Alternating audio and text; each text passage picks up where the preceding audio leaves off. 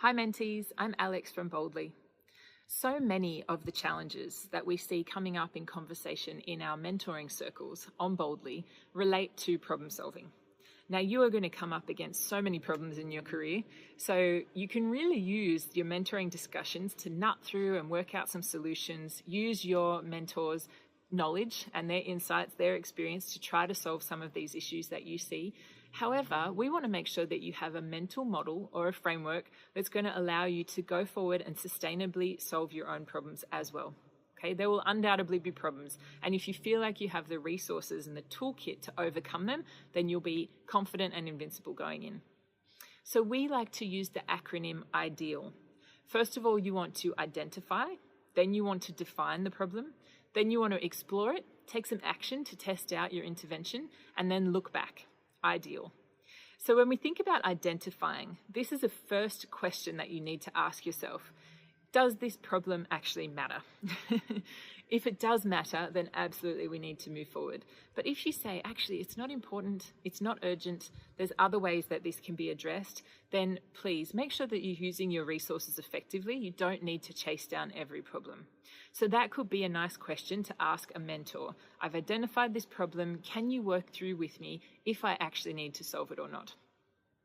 Once we say, yes, actually, this is urgent, it is important, it does need solving, then we need to move forward to define it.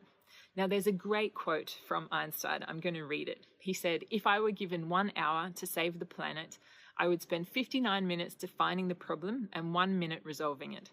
It's a perfect example of the fact that even the smartest people that we know in the world want to make sure that the problem definition is very clear before we go and take any action.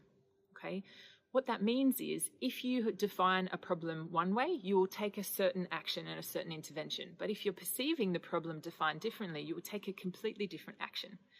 So when we're defining the problem, we need to be able to say, the problem we are trying to solve is... Okay? If it's a small problem, you just need to say this in your head. If it's a big problem, you need to be able to write this question down and socialize it with your colleagues, with your boss, with your mentor, to make sure that you collectively agree on the problem that you're trying to solve. Now, an example of this might be, we have a customer who used to buy so much product from us. They were our best customer.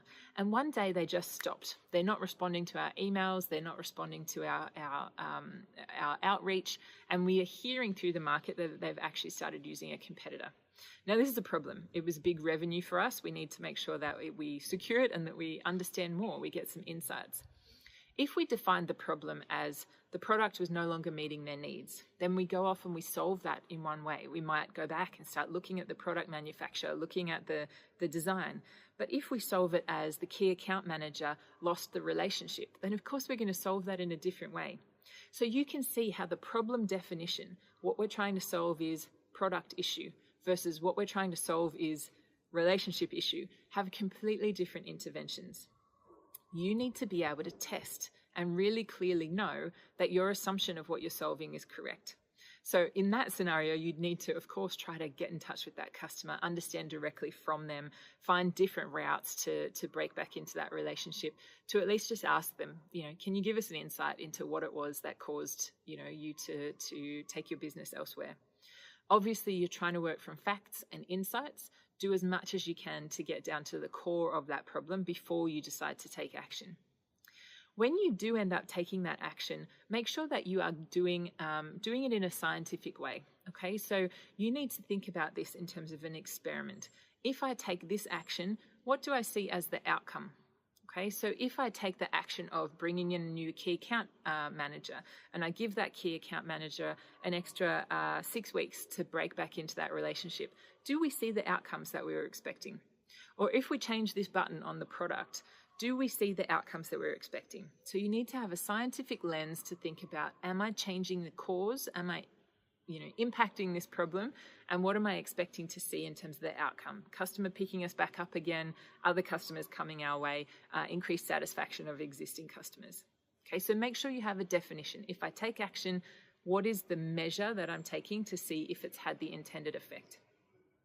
Once you've had enough time, then of course you want to look back. What did we do right? What did we do wrong? Where did we get the outcomes? What do we need to readjust? So it's a constant loop of testing, retesting to see if you're getting it correct.